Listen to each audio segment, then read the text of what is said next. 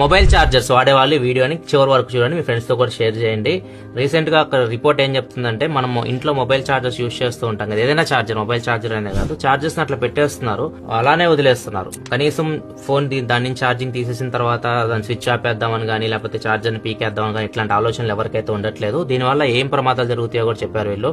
ముఖ్యంగా పాత ఛార్జర్స్ లో ఇదైతే జరుగుతుంది. నార్మల్ గా ఛార్జర్ మనకి ఐడియల్ లో ఉన్నప్పుడు మీరు స్విచ్ ఆన్ చేసి పెట్టారనుకోండి, దానిలో ఎలక్ట్రిసిటీ పాస్ అవుతూనే ఉంటుంది. 0.1 వాట్ నుంచి 0.5 వాట్ బిట్వీన్ ఎలక్ట్రిసిటీ అయితే పాస్ అవుతూ ఉంటది. సో దీనివల్ల లోకల్ కాంపోనెంట్స్ హీట్ అయిపోతూ ఉంటాయి, ఛార్జర్ ఎఫిషియన్సీ తగ్గిపోతుంది, ఒక్కోసారి ఎలక్ట్రిసిటీ ఫ్లక్చుయేషన్స్ కూడా వస్తూ ఉంటాయి. అట్లాంటప్పుడు షార్ట్ సర్క్యూట్ అయ్యే ప్రమాదం కూడా ఉంటుంది, కాలిపోయే ప్రమాదం కూడా ఉంటుంది. సో ఇట్లాంటివన్నీ జరగకుండా ఉండాలంటే, ఒకవేళ మీరు ఛార్జర్ ని ఏదైనా ఛార్జర్ ని ఇంట్లో పెట్టేసి దాన్ని వాడినప్పుడు స్విచ్ ఆఫ్ అయినా చేయండి, లేకపోతే దాన్ని ఇలా పీకేసేయండి. రెండిట్లో ఏదైనా చేయండి, సేఫ్ గా ఉంటారు. ఈ వీడియోని ఖచ్చితంగా మీ ఫ్రెండ్స్ తో కూడా షేర్ చేయండి, వాళ్ళు కూడా జాగ్రత్త పడతారు.